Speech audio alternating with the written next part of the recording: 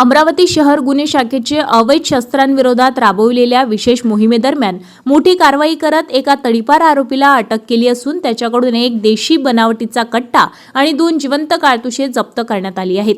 जप्त मुद्देमालाची किंमत सुमारे 37,000 रुपये असल्याची माहिती पोलिसांनी दिली आहे.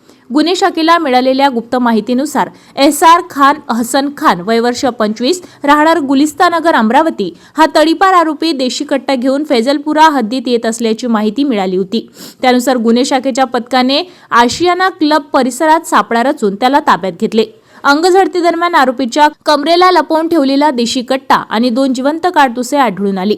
प्राथमिक चौकशीत आरोपीचे हे शस्त्र रेहान खान उर्फ रेहान बंदूक याच्याकडून घेतल्याची कबुली दिली आहे. या प्रकरणात रेहान खान याला फरार आरोपी घोषित करण्यात आले असून त्याचा शोध सुरू आहे.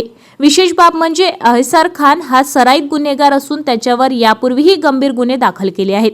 त्याला अमरावती शहर व ग्रामीण भागातून 2 वर्षासाठी तडीपार करण्यात आले होते. तरीही कोणतीही परवानगी न घेता तो शहरात फिरत असल्याचे तपासात निष्पन्न झाले. या प्रकरणी फैजलपुरा पोलीस ठाण्यात आर्म ऍक्ट कलम 3/25 तसेच महाराष्ट्र पोलीस कायद्यान्वये गुन्हा दाखल करण्यात आला असून पुढील तपास सुरू आहे.